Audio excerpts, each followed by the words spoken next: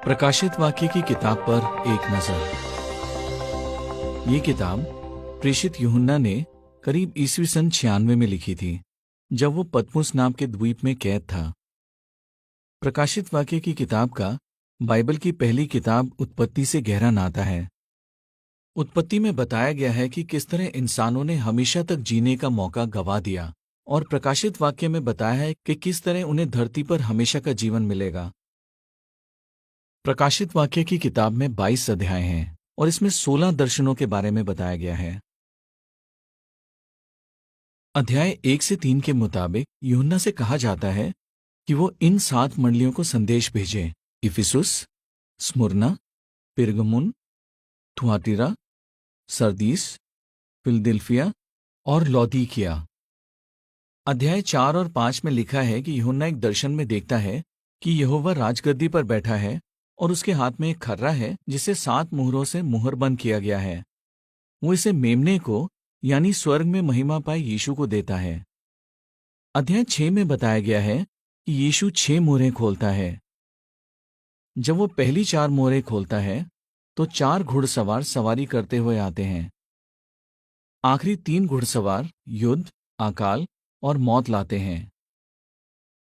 अध्याय 7 के मुताबिक यूहन्ना देखता है कि 4 स्वर्गदूत विनाश की हवाओं को तब तक थामे हुए हैं जब तक सभी अभिषिक्त मसीहों पर मुहर नहीं लगा दी जाती।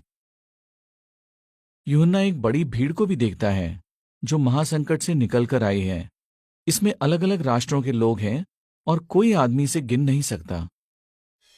क्या आप जानते हैं, उत्पत्ति 3 के 15 में परमेश्वर ने भविष्यवाणी की थी कि औरत का वंश उस सांप के सिर को कुचल डालेगा जिसने आदम और हवा को बगावत करने के लिए बहकाया था। प्रकाशित वाक्य की किताब से पता चलता है कि वो पुराना सांप इब्लीस या शैतान है। शैतान ने ही अदन के बाग में एक सांप के जरिए इंसानों को बहकाया था। समय के चलते ये साफ हो गया कि उस औरत के वंश का खास भाग परमेश्वर के राज का राजा यीशु मसीह है। ये भविष्यवाणी भी की गई थी कि कुछ और लोग भी उसके साथ राज करेंगे। प्रकाशित वाक्य में बताया गया है कि उनकी गिनती 1,44,000 होगी।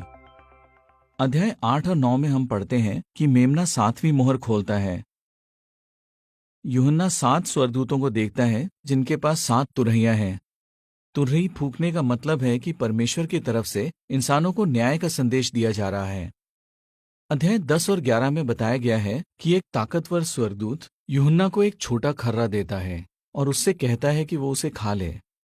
फिर यूहन्ना से कहा जाता है कि वो मंदिर के पवित्र स्थान को नापे। इसके बाद वो देखता है कि परमेश्वर के 2 गवाहों के साथ क्या होता है। फिर 7वां स्वर्गदूत अपनी तुरही फूंकता है और जोरदार आवाजें सुनाई देती हैं जो कह रही हैं, दुनिया का राज अब हमारे मालिक और उसके मसीह का हो गया है।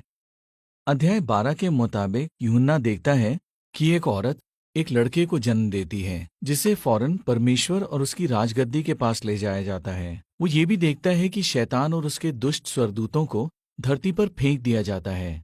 अध्याय 13 में हम पढ़ते हैं कि यूहन्ना डरावने जानवरों को देखता है जो इंसानों पर अधिकार चलाते हैं।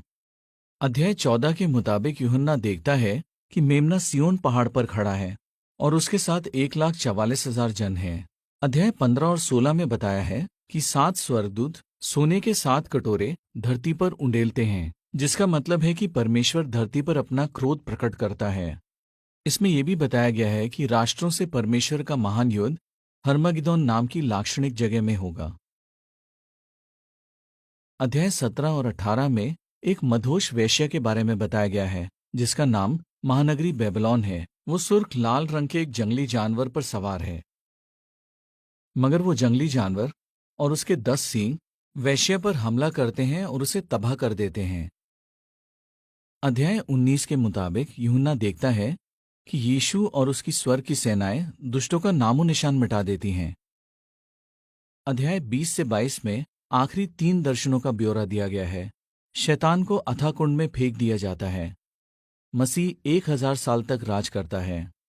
मरे हुए लोग जिंदा किए जाते हैं और दुष्ट इंसानों और बगावत करने वाले स्वर्गदूतों का हमेशा के लिए नाश किया जाता है।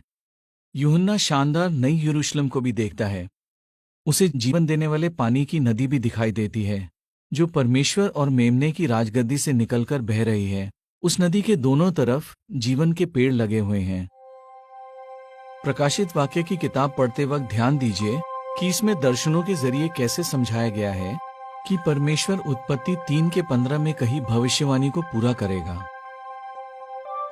कैसे परमेश्वर मसीह के जरिए हर तरह की बुराई को मिटा देगा